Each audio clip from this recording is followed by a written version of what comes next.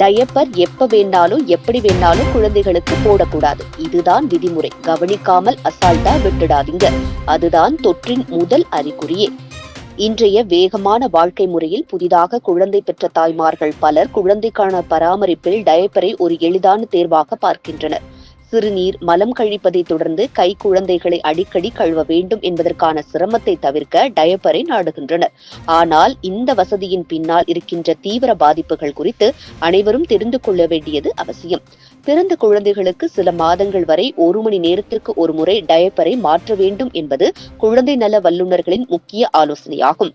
சிறுநீர், மலம் கழிக்காத நிலையிலும் டயப்பர் நீண்ட நேரம் மாற்றப்படாமல் இருந்தால் ஈரப்பதம் தோல் மீது தாக்கத்தை ஏற்படுத்தி சொறி, சிவப்பு, தடிப்பு போன்றவை உருவாக வாய்ப்பு ஏற்படுகிறது. பிறந்த குழந்தைகளுக்கு 1 மணி நேரத்திற்கு ஒரு முறை டயப்பர் மாற்ற வேண்டும். 4 முதல் 6 மாத குழந்தைகளுக்கு 3 முதல் 4 மணி நேரத்திற்கு ஒரு முறை மாற்ற வேண்டும். அதே நேரத்தில் குழந்தை மலம் கழித்தவுடன் உடனடியாக மாற்றுவது மிகவும் முக்கியம். டயப்பரை மாற்றாததால் தோலில் ஏற்படும் பாதிப்புகள் குழந்தையின் உடல் நலத்தையே பாதிக்கும். பாரம்பரியமாக நம் முன்னோர்கள் குழந்தைகளுக்கு துணி உபயோகப்படுத்தியுள்ளனர்.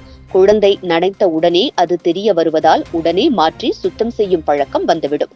இந்த துணிகளை நன்றாக துவைத்து வெயிலில் உலர்த்தி மீண்டும் பயன்படுத்தலாம்.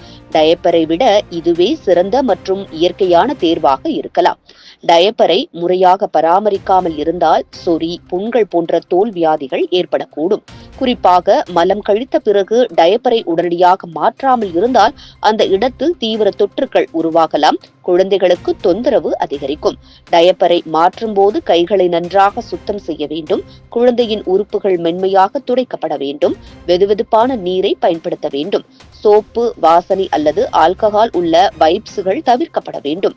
பகல் நேரங்களில் வெளியில் செல்லாத நேரத்தில் டயப்பரை நீக்கி குழந்தையை காற்று வீசும் முறையில் வைக்கலாம். ஒரு நாளைக்கு சராசரியாக 8 முதல் 10 டயப்பர் தேவைப்படும். இது குழந்தையின் வயதையும் கழிப்பது எத்தனை முறை என்பதையும் பொறுத்தது. பெற்றோர்கள் இந்த எண்ணிக்கையை திட்டமிட்டு வைத்திருந்தால் குழந்தை துடைக்கப்படாமல் ஈரத்தன்மை நீண்ட நேரம் தொடராமலும் இருக்கலாம். இன்றைய சூழலில் துணியை துவைத்து உலர்த்துவது சிரமமாக இருக்கலாம்.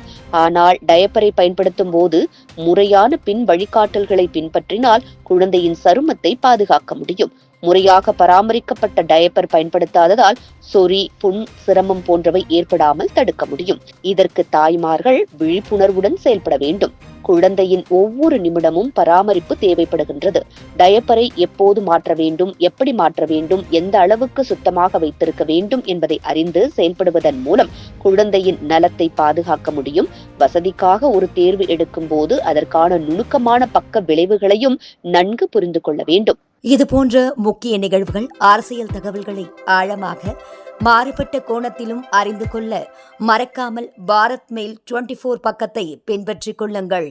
உங்கள் ஒவ்வொரு ஆதரவும் இது போன்ற பல நிகழ்வுகளின் பின்னணியை அறிய உதவும்.